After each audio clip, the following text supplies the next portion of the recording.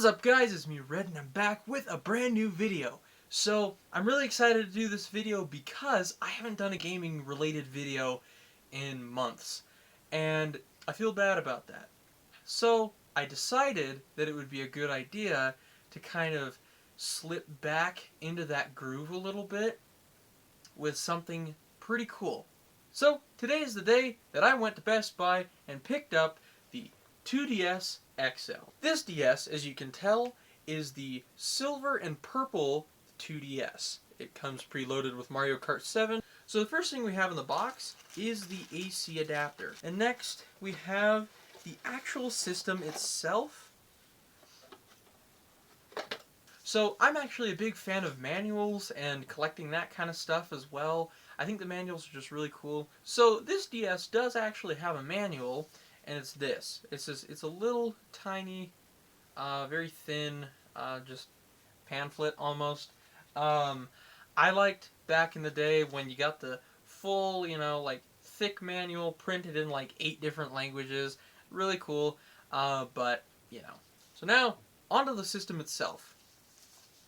But slide back the packaging on this beast, and look at that. So right off the bat, I'm already liking what I'm seeing. This is really cool. The one thing that's interesting is the cameras are on the bottom of the DS itself. And up here, you've got your 4 shoulder buttons. Pretty neat.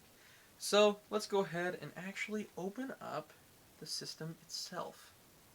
So we got a little bit of a foam protector here. And man, that looks really cool. It's really cool to be able to have a system like this with much larger screens. I, for one, for the past, 8 years, I've been sporting the original 3DS. And that little guy has never let me down once. I love the original 3DS. When you open this tray, that's where you put the game card and a 4GB micro SD card. Your power button is located here. One of the most interesting things about this is the speakers on the bottom, right here. They're not on the screen itself. Like every other DS before this, the speakers have always been on the screen and not on the bottom. So I'm really interested to see how well this is going to sound. So let's go ahead and get this bad boy powered on. So as I've loaded up the game and as I've played a few rounds of Mario Kart 7, which is the game that came pre-installed on the DS, I'm actually very satisfied with how the speakers sound and with how the game runs. I'm getting a solid 60 frames per second on Mario Kart, and man, it looks a whole lot better than I thought it was going to. Some of the games that came out originally on the Nintendo 3DS back in 2011 ran okay on the systems, for sure. However, you could tell that they were still a little slow, especially on the loading screens. The load times were atrocious on the original 3DS. However, this gets rid of that. The load times are much quicker, and I think that's really awesome.